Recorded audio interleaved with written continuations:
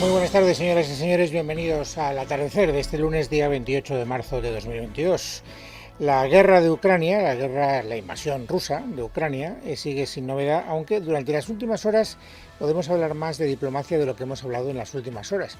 Y eso no tiene por qué ser necesariamente malo, aunque tampoco quiere decir que tengamos una solución diplomática a corto plazo. Mañana comienza una nueva ronda de contactos bilaterales con la mediación de Turquía y algunas palabras empiezan a establecer la posibilidad de que pudiera tal vez llegarse a un acuerdo. Incluso no se descarta la posibilidad de que se pudieran ver las caras, no con carácter inmediato, pero sí a medio plazo, el propio Putin y el propio Zelensky.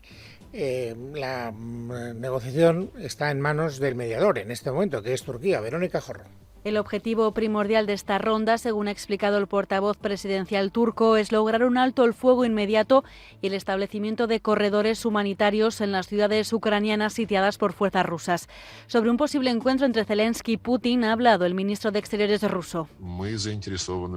Sergei Lavrov ha afirmado que para celebrarse una reunión entre Vladimir Putin y Volodymyr Zelensky, las delegaciones de Kiev y Moscú deben acercarse a un acuerdo en cuestiones clave. Lo contrario, dice, sería contraproducente. Además, ha asegurado que ve posible un acuerdo entre ambos países para poner fin a la guerra, ya que dice que Occidente parece más dispuesto a reconocer sus errores. La parte ucraniana ha dicho que el ambiente de estas negociaciones entre equipos técnicos está siendo difícil y no esperan grandes avances de esta nueva ronda en Estambul. Sin embargo, los mediadores turcos han certificado ciertos progresos. El mandatario turco, Recep Tayyip Erdogan, aseguraba el viernes que Moscú y Kiev estarían muy cerca del acuerdo en 4 apartados de las negociaciones. Esto es, la renuncia de Ucrania a la OTAN, su neutralidad, un cierto desarme ucraniano sin llegar a la completa desmilitarización, un tratado de garantías para Ucrania y el reconocimiento y protección oficial del idioma ruso en territorio ucraniano. Los puntos más alejados en la negociación serían el estatus de Crimea, que Moscú exige ver reconocida como parte de su territorio, y del Donbass, que el Kremlin pretende alcance la independencia de Ucrania o sea anexionado a Rusia. Con todo, el jefe de la diplomacia ucraniana ha rebajado las expectativas y ha dicho que en los puntos mencionados por Erdogan no se han logrado el consenso con Rusia. Este domingo, Zelensky ha afirmado en conversación con algunos periodistas rusos que Ucrania está dispuesta a aceptar un estatus neutral y no nuclear. Eso sí, ha vuelto a hacer hincapié en que cualquier acuerdo tendría que ser sometido al pueblo ucraniano en referéndum. Y por otro lado, Moscú ha calificado de alarmantes las palabras de Joe Biden, que el sábado dijo que Putin no podía seguir en el poder. Hoy el portavoz del gobierno ruso ha asegurado que toman nota, mientras que altos cargos estadounidenses han querido matizar las palabras de Biden y han asegurado que Washington no busca un cambio de poder en Rusia. El que está en una posición jerárquica más alta de esos altos cargos a los que hacía referencia Verónica Jorro es el secretario de Estado norteamericano, Anthony Blinken, que ha querido matizar hasta cierto punto las declaraciones de Biden de esta manera. Simplemente el presidente Putin no puede estar autorizado para hacer la guerra o participar en una agresión contra Ucrania o cualquier otra persona. No tenemos una estrategia de cambio de régimen en Rusia ni en otro lugar. Bueno, yo creo que habrá que seguir a partir de mañana con más interés lo que pueda pasar en esa segunda ronda de negociaciones. Vuelvo a repetir que no hay todavía datos que nos permitan ser descaradamente optimistas, pero todo lo que no sea romper esos puentes de diálogo y el hecho de que se sigan aproximando posiciones, aunque todavía haya muchos puntos de discrepancia, es una noticia dentro de la tragedia que no es mala, o por lo menos a mí no me lo parece. Y ahora tenemos que volver nuestra mirada sobre lo que está pasando en España. Lo que está pasando en España no es muy distinto a lo que está pasando en el resto de los países occidentales y, para ser más precisos, en los países europeos. Estamos pagando la crisis, las consecuencias de una guerra que ha, protagonizado de manera unilateral Vladimir Putin. Bueno, el presidente del gobierno, Pedro Sánchez, saben ustedes que estuvo en la cumbre de Bruselas este pasado fin de semana y que volvió con un medio acuerdo, del que luego hablaremos, que le permite hacer algún tipo de propuesta ya más concreta, porque hasta el momento no había concretado nada, había mareado la perdiz con los interlocutores políticos y sociales, les había dicho que las medidas dependerían del margen de maniobra que consiguiera él en Bruselas, y una vez que él cree que ha conseguido el margen de maniobra suficiente, ha elaborado con toda urgencia un plan que ayer estuvo hasta altas horas de la mañana negociando con Unidas Podemos, y luego ha habido ya algún contacto preliminar, pero todavía muy escaso, muy poco concreto, con el resto de las formaciones políticas. Él, me refiero al presidente del gobierno, Gobierno ha querido esta mañana darle un carácter oficial a su propuesta y lo ha hecho en el Foro de Generación de Oportunidades, donde estaba buena parte del empresariado español. Allí ha desgranado algunas de las ideas que a partir de ahora tendrán que ir tomando forma en ese decreto que mañana aprobará el Consejo de Ministros, como saben. En resumen, y para no perdernos en dibujos y en letra pequeña, 16.000 millones de euros al servicio de solventar esta crisis, 6.000 en ayudas directas y 10.000 en créditos ICO. Jesús Sánchez. Buenas tardes. Pedro Sánchez ha prometido que el Plan Nacional de Consecuencias de la Guerra tendrá una cuantía de 6.000 millones en ayudas directas y rebajas de impuestos, además de 10.000 millones en créditos ICO. Tendrá un coste aproximado de 6.000 millones de euros en ayudas directas y rebajas de impuestos, además de 10.000 millones de euros en créditos ICO para amortiguar el impacto de la crisis sobre las familias, las empresas de nuestro país. Por tanto, 6.000 millones de euros en ayudas directas y rebajas de impuestos y 10.000 millones de euros en créditos ICO para amortiguar el impacto de la crisis sobre las familias y sobre nuestras empresas. Hasta el 30 de junio, 16.000 millones de euros. Tal y como ha explicado, este plan estará en vigor hasta el próximo 30 de junio y tiene 5 ejes: ayudas a las familias y trabajadores, apoyo al tejido empresarial, respaldo al sector de transportes, ciberseguridad y finalmente sector energético. La bajada de impuestos que mencionaba Sánchez se queda básicamente en bonificación de gasolina, 20 céntimos en cada litro de combustible. La subida en el precio de los combustibles sabemos que afecta a todas las familias, no solamente a determinados sectores, sino a todas las familias, y por eso les anuncio que el Gobierno efectuará una bonificación mínima de 20 céntimos en cada litro de combustible hasta el 30 de junio. El Gobierno aplicará una rebaja de 15 céntimos y las petroleras un mínimo de 5 céntimos. Algunas de ellas ya han anunciado rebajas superiores y quiero agradecerles ese compromiso con su país. En materia de empleo, el Gobierno rescata los ERTEs de la pandemia hasta el 30 de junio. La idea es prohibir los despidos. En el terreno de la vivienda solo se podrán revisar al alza los alquileres en un máximo del 2% y además se elevará en un 15% la cuantía del ingreso mínimo vital. Además, 600.000 familias más podrán acogerse al bono social eléctrico. A ello se añade la ampliación de las medidas fiscales que se aplican en la factura de la luz hasta el 30 de junio. Extendemos hasta el 30 de junio las medidas fiscales vinculadas a la factura de la luz. En concreto, lo saben ustedes, el tipo de IVA seguirá al 10% para los pequeños consumidores, el impuesto especial a la electricidad al 0,5%. El acuerdo entre Partido Socialista y Unidas Podemos se ha cerrado esta misma mañana, según ha confirmado Yolanda Díaz. Una vez se apruebe, mañana el decreto se abrirá un plazo de 30 días para su convalidación en el Congreso de los Diputados. Bueno, ahora de lo que se trata es de saber de la actitud con la que reciben este plan, que conocemos en sus líneas maestras. Todavía no está redactado el decreto, que mañana tendrá que discutir el Consejo de Ministros, las personas que tienen que adherirse a lo que Pedro Sánchez llama un plan nacional para hacer frente a la crisis derivada de la guerra de Ucrania. Y la verdad es que las reacciones iniciales, las que se han producido a bote pronto, tampoco permiten pensar que va a ser una negociación fácil. De hecho, he buscado reacciones positivas más allá del Gobierno y solo he encontrado una. Y además una, eso sí, que viene del empresario, del vicepresidente de la COE y también del presidente de los autónomos, Lorenzo Amor, que no firma un cheque en blanco, pero que habla de que la música, de lo que le ha escuchado hoy al presidente del Gobierno, va por buen camino. La música suena bien, pero como todo hay que ver la letra y veremos mañana o pasado mañana esa letra. Sí tengo que decir que hay alguna cosa que no nos gusta y no nos gusta ir contra la libertad de empresa, no nos gusta que en estos momentos esas medidas laborales que se han anunciado se hayan hecho sin consenso.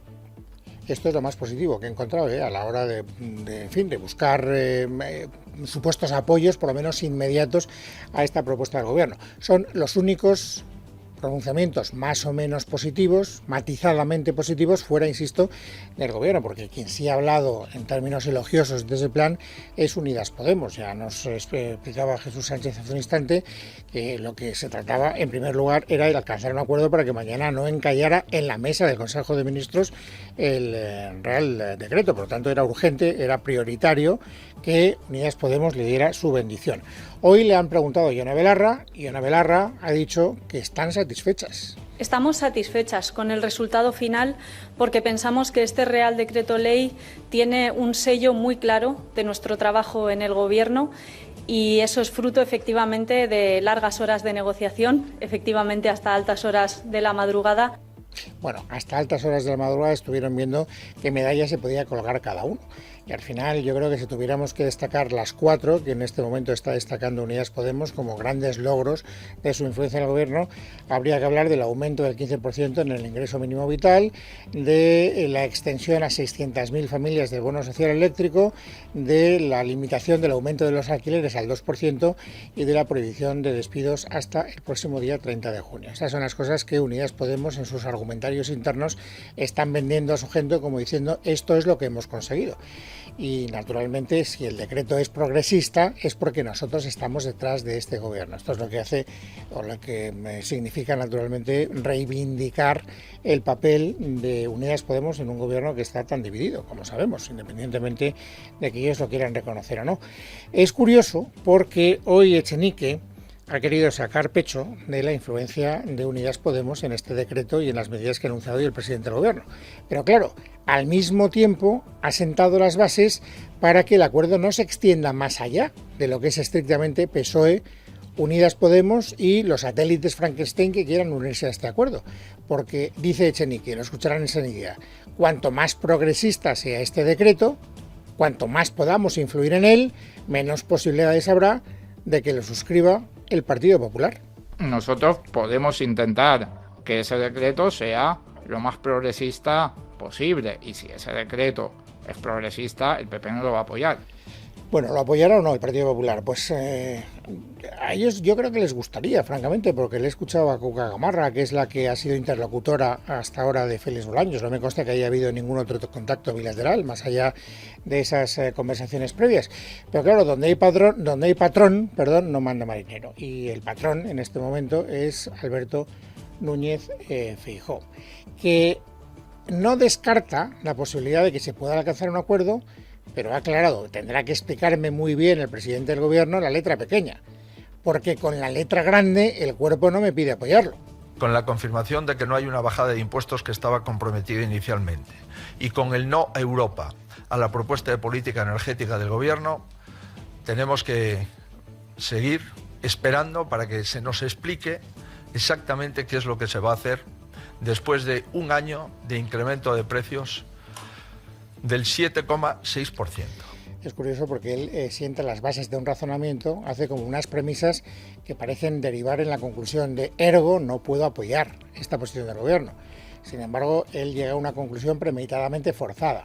Ergo tendrá que explicármelo muy bien, vamos a ver a dónde podemos llegar, pero dejando muy claro por las premisas iniciales que el acuerdo pues no va a ser fácil, o por lo menos no aparentemente fácil. Es más, hoy Núñez Feijóo ha querido dirigirle, en mi opinión, un torpedo a la línea de flotación del gobierno, porque el gobierno ha venido muy contento del papel que protagonizó Sánchez en la cumbre europea, levantándose en mitad de la reunión, interrumpiendo el progreso de lo que era la propia cumbre y trayendo en la mochila algo así como una especie de excepción ibérica para que Portugal y España puedan hacer cosas que no se les va a permitir en materia de factura eléctrica y de poner tasa al precio del gas, etcétera, a otros países de la Unión Europea. Pero fíjense, hoy Feijóo no ha querido darle un cuarto al pregonero y no ha querido reconocer bajo ningún concepto que Sánchez haya conseguido nada positivo en la cumbre europea. Más bien todo lo contrario. Lo que ha querido es significar que Sánchez ha vuelto con las manos vacías, fracasado en su intento de conseguir lo que la Unión Europea no ha querido consentirle. La propuesta que hizo de desconectar el precio del gas del mix energético, la Europa dijo no. Tiene ahora un mes España para presentar una propuesta y por tanto, digamos que las propuestas del gobierno no han sido aprobadas por parte de la Unión Europea. Bueno, ya saben, lo decía en las declaraciones que escuchamos hace un instante el propio Alberto Núñez Feijóo, que el PP lo que quiere básicamente es que haya bajada de impuestos. Y esta es una idea que machaconamente repiten todos los líderes del Partido Popular. Una vez más, quien habla generalmente con menos ambajes, con más claridad en esta materia, es la presidenta madrileña, Isabel Díaz Ayuso. Todo lo que no sea bajar impuestos es perder el tiempo. Lo han hecho prácticamente todos los países de nuestro entorno y esto es, insisto, hacernos perder el tiempo a los demás. ¿Y por esta vía se llegará a algún acuerdo? Es decir, si el Partido Popular se hiciera fuerte en la reclamación de que hay que bajar impuestos sí o sí, ¿El presidente del gobierno estaría dispuesto a hacer alguna concesión en esa dirección para que se pudiera alcanzar un acuerdo suscrito por las dos grandes fuerzas políticas de nuestro país? Vuelvo a repetir que aquí lo único que manejamos son indicios. Yo no tengo nada más que lo que escucho en este momento, y lo que escucho, en este caso, en boca del portavoz de la Ejecutiva del Partido Socialista, Felipe Sicilia, es que las cosas no están como al Partido Popular le gustaría. Que fueron ellos, mientras que gobernaban, quienes en los peores momentos de crisis anteriores subieron todos los impuestos y recortaron todos los derechos. Con el PP subió el IVA, subió el IBI, subió el IRPF. Por tanto, le pedimos al Partido Popular que dejen la demagogia y se sumen al acuerdo. Bueno, aunque el Partido Popular dejara la demagogia, señora Sicilia, se iban ustedes a encontrar con que los otros partidos de la oposición están en la misma cantina que el Partido Popular. Digamos que aquí sí que hay un denominador común en los discursos, al menos, que protagonizan el Partido Popular, Vox y Ciudadanos. Jorge Buxade, hoy en representación del partido de Abascal, ha vuelto a decir que si no hay impuestos, si no hay bajada de impuestos, quiero decir, no hay nada de nada. Los españoles vamos a pagarnos a nosotros mismos los 20 céntimos. No hay ningún sacrificio, ni por parte de las grandes empresas, ni por parte del Estado. Por supuesto que entendemos que debe compensarse absolutamente a los transportistas, pero que eso debe hacerse mediante una reordenación del sistema y a través de la bajada de impuestos. Bueno, la bajada de impuestos también está en el argumentario de Ciudadanos. Hoy el Mundo Val ha querido fijar también una posición, no ha querido avanzar cómo van a ir evolucionando las conversaciones. El discurso se parece mucho al del Partido Popular. De momento, eso sí, se ha atrevido a decir que lo que le ha escuchado al presidente del Gobierno es claramente insuficiente. Tenemos que decir, a la espera de que sepamos cuáles son en concreto estas medidas, que nos parecen insuficientes. Claramente insuficientes. Bueno, estas son las posiciones de salida. Es decir, hoy, sobre todo mañana, cuando conozcamos el decreto ley del Gobierno, pues suena el pistoletazo de salida de la búsqueda de un pacto que el Gobierno va a defender o va a tratar de conseguir de la manera más amplia posible. Todavía hace unos días hablaba el Gobierno de la posible unanimidad. Yo no sé si está el horno para tanto bollo. Es decir, yo no sé si es razonable en este momento, después de haber escuchado todo lo que hemos escuchado, que haya una unanimidad en el acuerdo que quieren recibir el Gobierno. Pero lo que está claro es que a partir de mañana las negociaciones se tendrán que intensificar y las tendremos que ir contando día a día.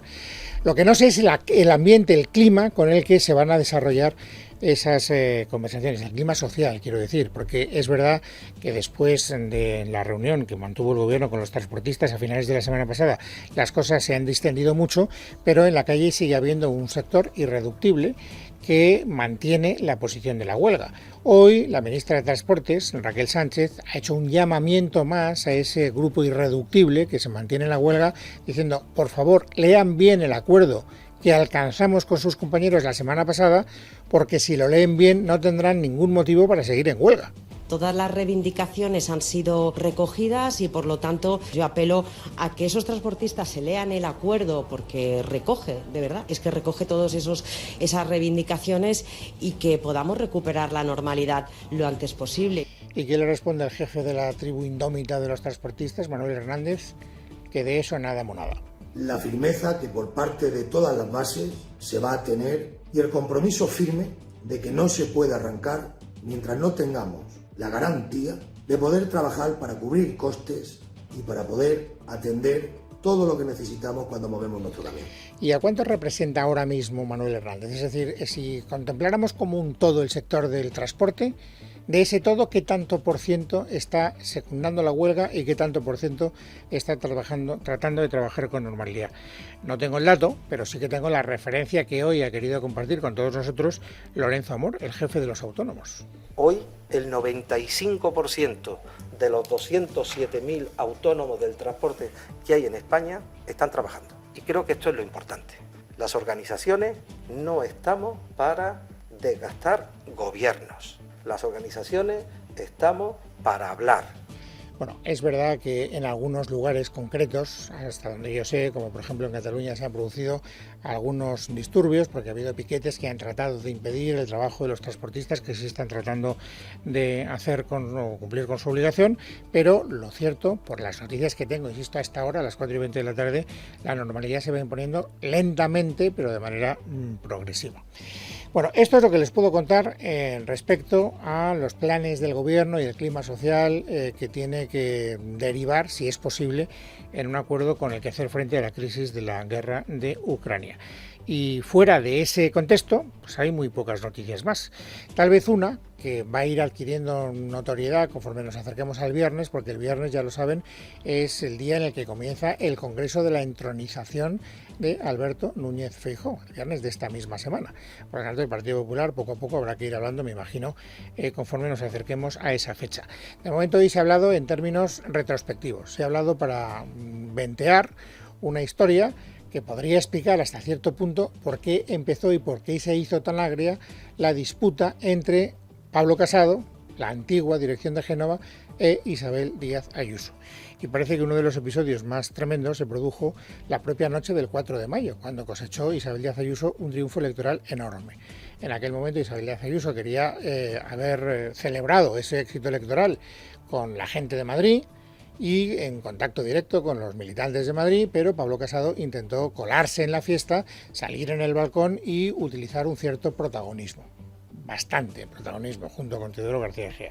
Y hubo un cruce de mensajes. Miguel Ángel Rodríguez, el jefe de gabinete de Isabel Díaz Ayuso, se dirigió a Pablo Casado en ese contexto que les he contado y le dijo: acabo de descubrir que eres mala persona. Bueno, dijo muchas cosas más y adjetivos mucho más acerados, que hoy, por cierto, recoge Esteban Ruiztieta en su crónica del diario El Mundo, pero lo fundamental es eso.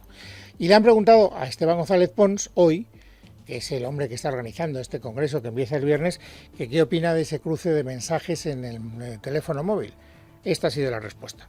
No somos partidarios de comentar mensajes privados, que quien filtra un mensaje privado sabrá con qué intención lo hace, pero nosotros no vamos a morder ese anzuelo, y que si alguien cree que la crisis que ha habido del Partido Popular se debe a quién está y cuánto rato en un balcón, es que no ha entendido nada de lo que ha pasado.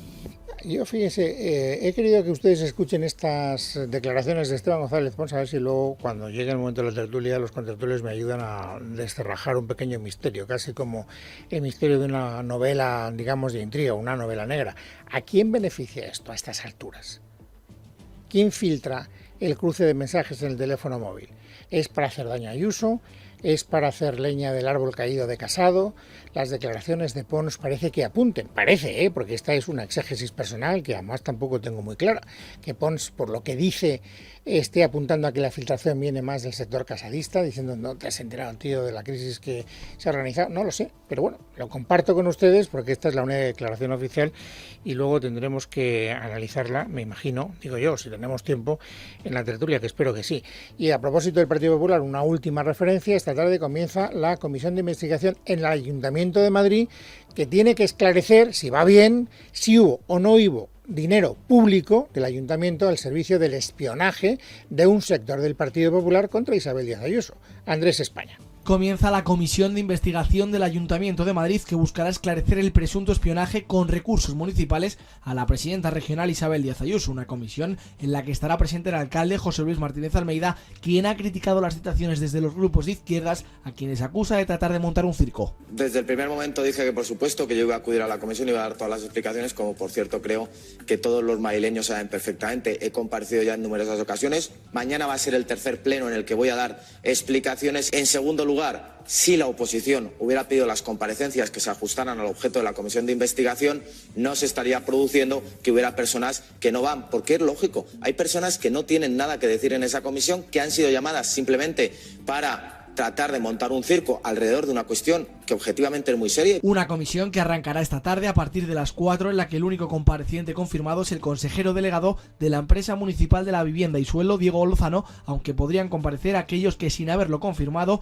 decidan hacerlo de última hora. Y sobre esta comisión, Almeida asegura que los madrileños quieren conocer la verdad. Madrileños merecen saber qué es de verdad lo que ha podido pasar en este ayuntamiento. Nosotros estamos embarcados en ello. Nosotros hemos aceptado todas las iniciativas de la oposición, pero lo que sí pediría es respeto y rigor. Y ya digo, hay personas, numerosas personas, que no tienen nada que ver con el objeto de la comisión de investigación, que han sido llamados y que lógicamente creo que no tienen por qué acudir. Y por su parte, la vicealcaldesa Begoña Villacís, que también estará presente en la comisión, se ha sumado a las críticas a los partidos políticos por no obligar a sus miembros, dice, a comparecer para que den explicaciones. Una cosa es lo que los partidos políticos proponen, otra cosa es lo que los partidos políticos votan y otra cosa es, parece ser, lo que los partidos políticos disponen. La disposición de los partidos políticos para buscar la transparencia, para saber lo que ha pasado, para limpiar el buen nombre del Ayuntamiento de Madrid, no se va a medir por lo que propongan. Sus ganas de transparencia se van a medir porque sean capaces o no de conseguir que sus políticos vengan a rendir cuentas y a limpiar el buen nombre del Ayuntamiento y a dar explicaciones. Una comisión en la que solo están obligados a asistir todos aquellos citados que estén vinculados laboralmente con la corporación. En este caso, de los 45 llamados a declarar, menos de la mitad guardan alguna relación con el consistorio madrileño.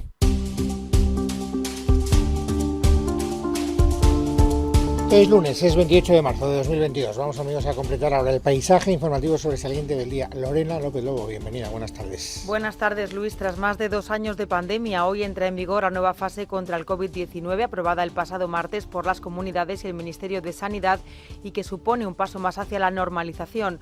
Cambia el modelo de contabilizar los contagios, se relajan las cuarentenas de los positivos y se pone el foco en hospitales y en personas vulnerables. Resume los datos María Chamorro. Una nueva estrategia con la que se quiere dejar atrás la fase aguda de la pandemia.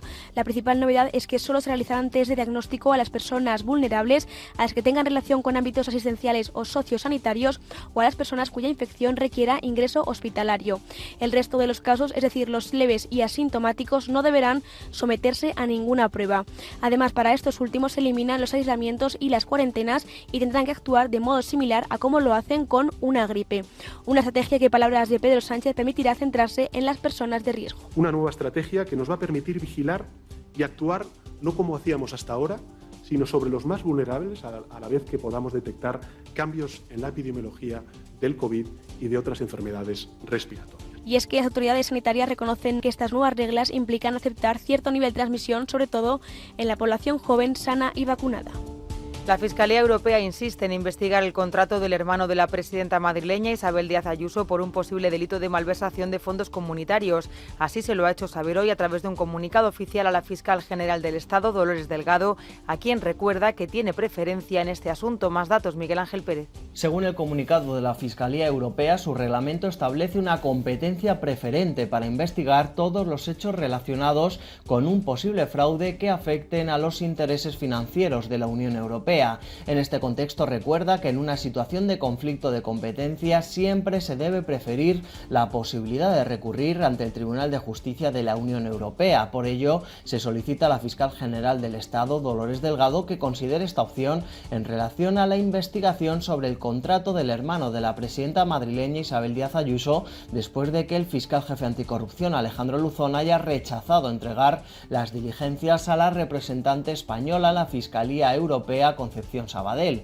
Esta tarde se está reuniendo la Junta de Fiscales de Sala para resolver este conflicto. Por otro lado, el propio Luzón ha asumido también personalmente el estudio de la denuncia presentada por Ayuso en relación a 12 contratos del gobierno de Pedro Sánchez adjudicados durante la pandemia de la COVID-19. Dicha denuncia del pasado 10 de marzo alerta de la comisión de presuntos delitos de prevaricación, tráfico de influencias y malversación por parte del Ejecutivo. Los procedimientos denunciados ascienden a 326 millones de euros y fueron concedidos a 7 empresas relacionadas con el presidente Pedro Sánchez, el exministro de Sanidad Salvador Illa o la vicepresidenta Nadia Calviño.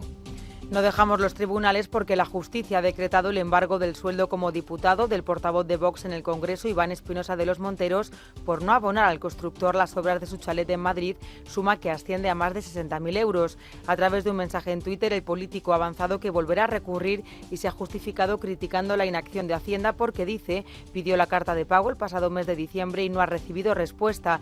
Desde el PSOE, el portavoz de la Ejecutiva, Felipe Sicilia, ha criticado la falta de ejemplaridad del diputado y ha pedido su dimisión.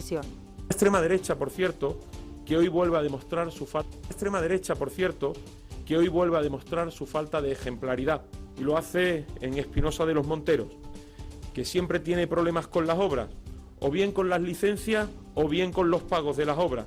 Por eso, desde el Partido Socialista le pedimos su dimisión, porque quien incumple la ley no puede estar ocupando un escaño en el lugar donde esas leyes se hacen. Y más cosas, la Policía Nacional busca al autor o autores de la muerte de un joven brasileño de unos 26 años cuyo cadáver se encontró el pasado jueves en una casa prefabricada en la localidad madrileña de Alcorcón. Estaba atado de pies y manos y presentaba numerosas puñaladas y un fuerte golpe en la cabeza. Nos lo cuenta Andrés España. El cadáver fue trasladado al Instituto de Medicina Legal, donde se le realizó la autopsia que determinó que murió por el golpe en la cabeza. El cuerpo del fallecido fue hallado por una persona el pasado día 24 en unas casas prefabricadas situadas en la carretera de San Martín de Valdeiglesias, en Madrid.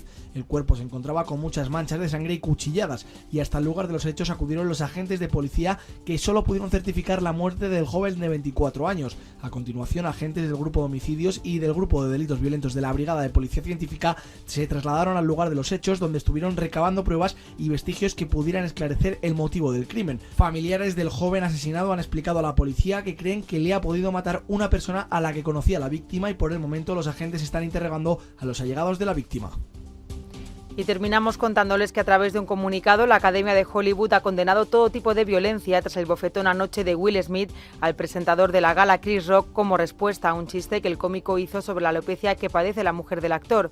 El propio Smith pidió luego perdón en su discurso al recoger el Oscar al mejor actor, y el agredido ha renunciado a denunciar los hechos a la policía. Gala, por cierto, en la que Coda se alzó con el galardón a mejor película, y el único premio español fue para Alberto Mielgo como mejor corto de animación por El limpiaparabrisas.